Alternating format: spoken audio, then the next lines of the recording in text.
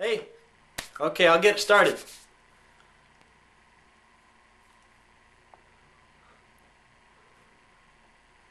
Hey, it's Three Guys Pickin', right? Oh. Sorry.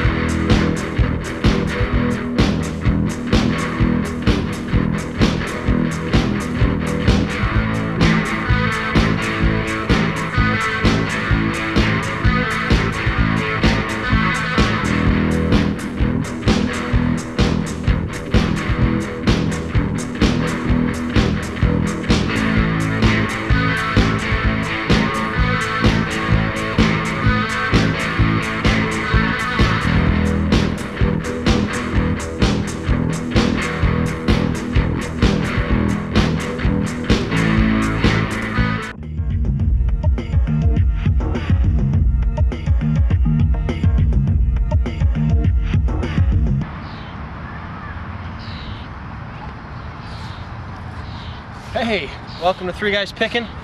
It's me, Brodie. Unfortunately, not with me today is Tyler. He had a hangnail, can't get out of bed for a week, so he's not with me today. But incredible show for you here today on Three Guys Pickin'. We had the chance recently to sit down and speak with one of the greatest frontmen in rock and roll history, Bret Michaels of Poison. He's going to be with us today answering questions about his career and as well as some of his future projects. So it's going to be a great show for you guys here on Three Guys Pickin' here in Chicago. Bret Michaels of Poison, Brodie, 3GP, Comiskey Park. I mean, singular park, White Sox Park. Hope you enjoy the show, and I'll check back with you in a bit.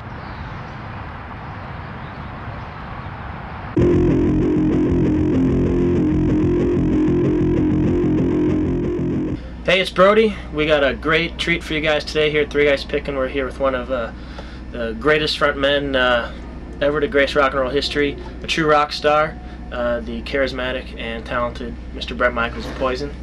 Bret, welcome to Three Guys Pickin'. Man. Brodie, thank you for having me on. This is awesome. I appreciate you coming here. You're Busy welcome. day for you though today at the record store and all. We started out. We did an in-store signing for Songs of Life, the new solo CD, and it was awesome, man. We had about 150, 200 people just showing up on a Memorial Day. That's pretty amazing considering that most people are out boating or partying or whatever, or or they're already here at the concert, So it was actually a great in-store, and that's it. We're having a blast. And then we scoot over here, and now I'm just gonna warm my voice up and get ready for the show.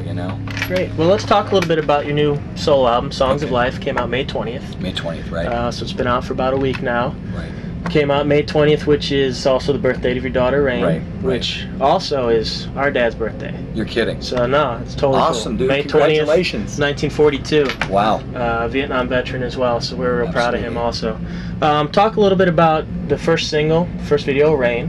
The first single that I did off the album, it's a song that meant the world to me. When I wrote Raine, I remember we had Raine May 20th, Christy and I, and then we went on the road. We went on the road on Power to the People maybe a week later, and it was the most amazing feeling, just holding my daughter, my own flesh and blood in my arms, and then to be with her like that, and then suddenly here we were out on going out on the road a week later. It was very bittersweet for me because obviously this is what I love to do. I mean, I love playing and being out on the road, but it was my first child, and it was an amazing feeling. So the first song, Raine, is written from my heart and my soul, in the same way that I would write Every Rose or Something to Believe in, And And I tell you something, it's such a great feeling when we made that video. We shot even part of it in Chicago, you know, with the high-def cameras and stuff, so it just means the world to me. And every song on the album, Songs of Life, is extremely personal to me. You know, they're music that I can tell you every single part of my life, what I was thinking, what I was going through when I was writing those lyrics. Yeah, that's the one thing that we definitely took when we listened to a lot of the tracks like Forgiveness, tracks like Songs of Life, Right. One More Day. Sounds like a lot of songs that are very personal to you. Absolutely. And a lot of emotion. How does it feel to be able to take all the songs that have, like you said, been a part of your life and put them on a record with Bret Michaels' name to actually get it out? It's really a great feeling, and you know, like I said, after being around for 18 years with Poison and having a film company with Charlie Sheen and just being creative, the band at this point knows that I just have this this need to write and create. You know, I have inside of me, I'm always starving to write stuff, sit down, play. You know, that's what I love doing the most, you know. And it's a great feeling when you have fans that have stuck with you for this long, through this many years, and then allow me to step outside of that box and make a solo record. And that's just a testament, I think, to great fans and good music.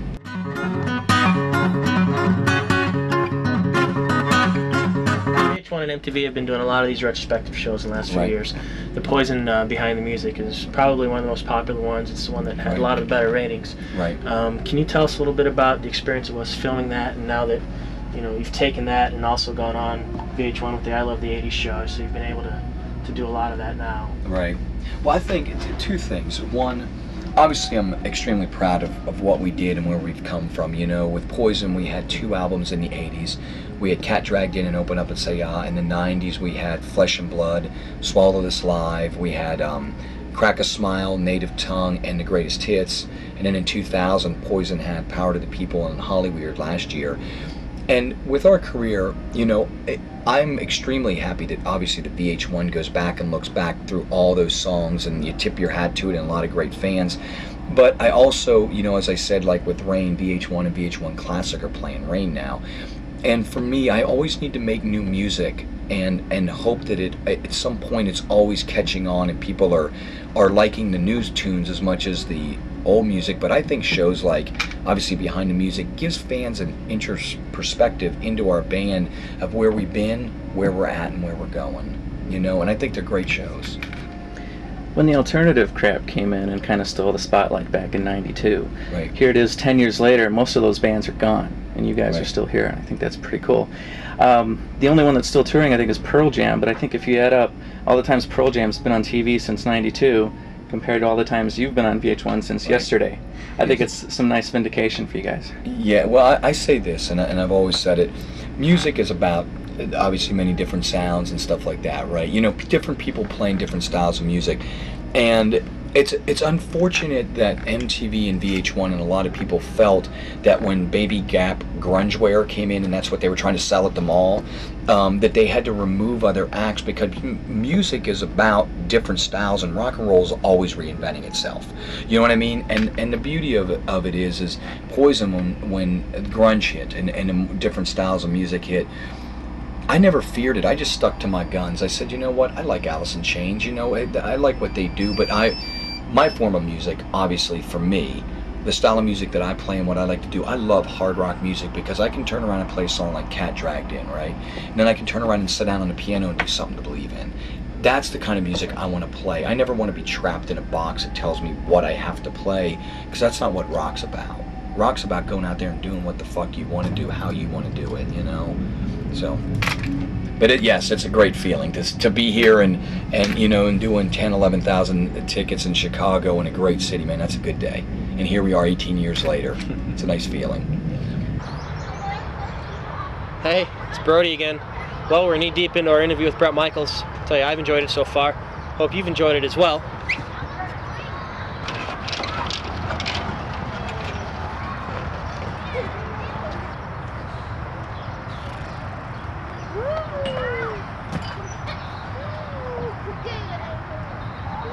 I Love the 80s is one of my favorite shows right now, and Dave Mustaine had a little comments about Talk Dirty to me. Yes. And I thought your comeback was very classy and very Thank fun. you. You know, it's funny with Dave Mustaine. You know, it's strange because every time I see him, like I was over when Pamela and I were over in Europe, you know, we did a MTV Awards thing, it was like '95 or something like that, and it was the strangest thing because he was way cool. He sat behind me, never said a word, you know, and then every time he says shit, he's always busting my balls on TV, you know, and I guess I got my. Is it vindication? Would that be the right thing to say? You know, when they opened up for Motley and they went out for about, I want to say, here's a guy that's busting glam metal, but he's opening for Motley Crue, right? and then he's out on the road, and you know, we played San Antonio and did 11,000 hard tickets, and they did 1,100 hard tickets with Megadeth on the bill, and I said, man, you know, I don't like to bust people's balls, but you know, if he's got something to say it to my face, but he never does, you know, and it's a strange thing, you know. I'm like, but I'm cool. He say he don't want to talk dirty. I'm like, I don't know. When I'm with the girl, I don't like to be quiet. I'd like to get it on, make some noise, you know, have a party, you know.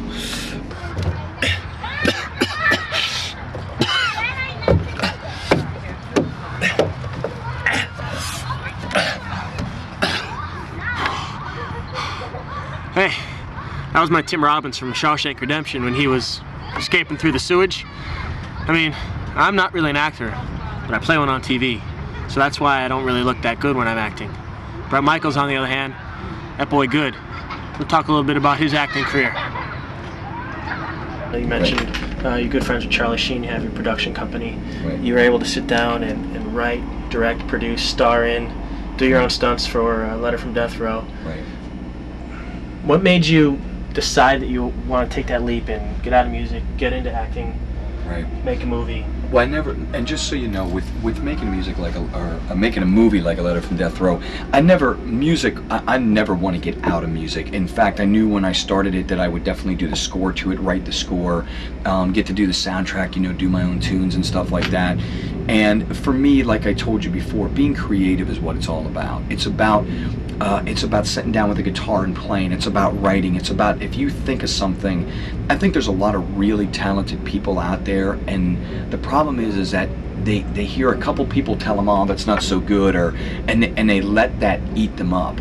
Me, I'm the exact opposite. Someone tells me something sucks, it makes me fucking get madder and work harder at it and find a way to do it. And I just wrote a script. I wrote it by pencil because I can't type, you know, so I'm putting the lines, you know, I'm looking at the way a script is, and I just did it, and that's how it turned out, you know. Yeah, that's awesome, like you said, to be able to take something where you have something in your mind, you're trying to be creative, and you go into something else and you just do it. Right, and that's the toughest thing, man. When you're doing something, I always try to tell people this, you may have a great song in your mind, but until you fucking picked up the guitar, the piano, and write the shit down, and believe me, the first couple drafts of it are never going to be exactly what you want, you know, but then once you get doing it, and it was a great, I never went to film school, so basically I paid to go to film school. I made my own movie, and fortunately A Letter from Death Row ended up doing real well for us, and Showcase bought it, and it did really well for us, and then we got to do No Code of Conduct, which I wrote and directed, and then we got to do Free Money with Marlon Brando and Mira Sorvino. So you had to start somewhere. And that was a good starting point. I really learned, and I made plenty of mistakes making it, but it's a good learning place, good place to start.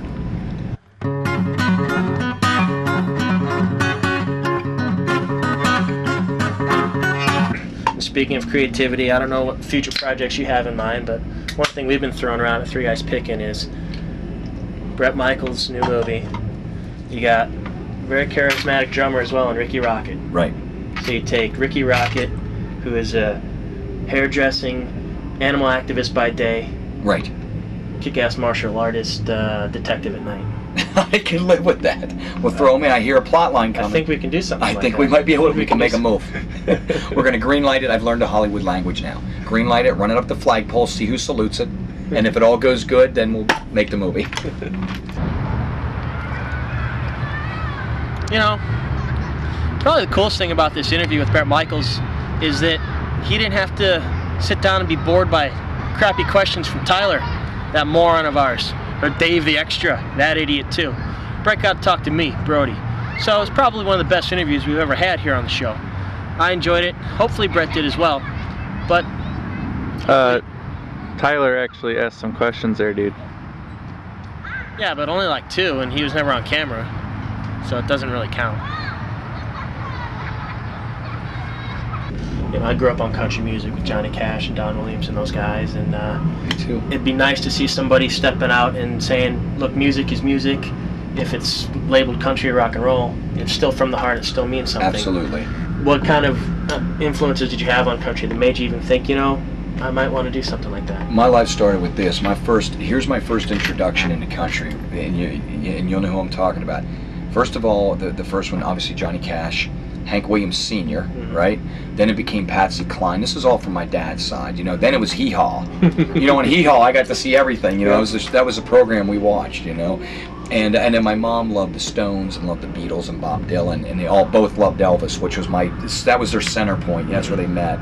And so, but the country music is really about great songs and great stories. And if you, like last year, I went up on stage with Kenny Chesney and I did Every Rose Has Its Thorn. And the place went insane. I mean, literally went crazy. And the country crowd is almost becoming as much of a rock crowd as a country crowd. Meaning they go there to party and want to rock and have a great time. And what they're starving for, and I realize why so many people like country music now, is they're starving for good music. Just with a melody and a song and a guitar. You know, there's guitar solos now. You listen to like Tim McGraw's Raine, right? He has She's My Kind of Rain. You know, and oh my God, man, the guitar solo in that is a Les Paul. You know, it sounds like it's going through a Marshall. It's, you know, I think people are jonesing for that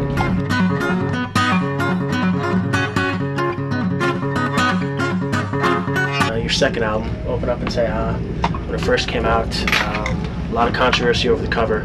Right. Got taken off the shelves. Right. Slapped with the black bands. Yes. How about your impressions or your recollections of that? And, you know, if an album like that came out today, nobody really bat an eye. No, back then it really kind of pissed me off because just like then, they didn't want to put Every Rose on the album. They thought it sounded too country.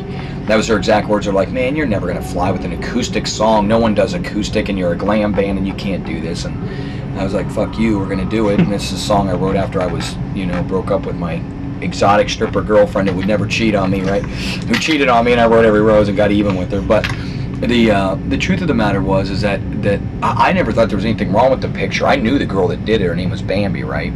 And she was a hot-looking girl, and she just did this really funky thing that I just thought it perfectly fit Open Up and Say Ahh. You know, you got the big tongue and this weird-looking girl, and I just thought I never thought of it being satanic because I'm not a satanic person, so it was just no big deal to me. But when they changed that cover, it kind of pissed me off, you know. The jet roars and the lion flies on an empty city street. The engine purrs and the cat whines in the bedroom where two people meet. The lonely soldier dances and the children cry out for love for one another, 'cause it don't last forever, except in dreams. So come on in, and we're going to take you on a really neat movie set. We're going to go to the set of Clockstoppers 2, Urban Assault, which was filmed on location in Toronto, Ontario, Canada. So come on in and let's have a look, shall we?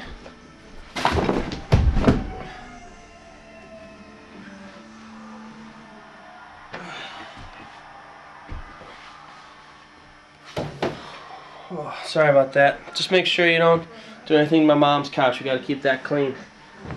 She'd get kind of pissed off if I turn this place into a pigsty, you know what I mean? Anyway, let's take a first look here. This is a shot of Toronto from above. This is where, in the streets of Toronto, the Clockstopper is going to be running around while he stops his watch and stops time, and then can go like do stuff. This is the hockey arena, Air Canada Center, or Molson Center, or Canada Center. It's all the same, you know. Their beer sucks, their planes suck, so it doesn't really matter. But it's where the Maple Leafs play, I think. Doesn't matter because they suck too. But there's a really cool shot in the movie Clockstoppers 2 where you can get, you know, the bay in the background, and you can see some of the buildings and some Canadians too. It's not too bad. There's a really cool establishing shot for you. This is another shot of Toronto from above, and this is a shot from during Clockstoppers 2. This is actually while they're filming. It's pretty cool. You can see the street going across. That's like the speedboat that, you know, the dude stopped his clock and going, and then got in a boat and went across the water. So you can see how it goes like that. That'll be in the movie. So that'll be pretty neat to see how they, you know, show that scene, and then we can compare that to the picture that Three Guys Pickin has from that scene. This is all top secret stuff, so I hope you guys are enjoying this. This is pretty neat. Our next shot, again, this is Toronto from above, and it was really neat to see that you know, we could get to Toronto on a gray, cloudy day, because I heard that only happens like 362 days of the year up there. So we could show you a very, you know, rare shot of Toronto, you know, when it's gray and gloomy. But don't get me wrong, like, Shania Twain is a cool Canadian, and Jim Carrey is really funny, and John Candy was awesome.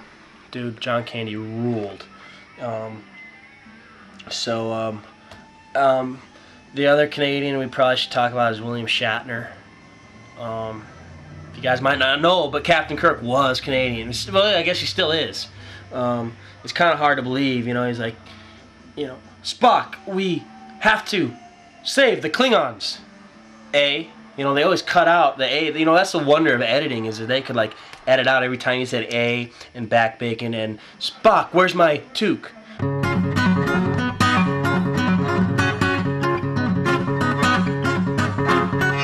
Isn't Three Guys Pickin the greatest show ever? I think Three Guys Pickin is the greatest show ever. And you heard it from my lips right here on this tour bus.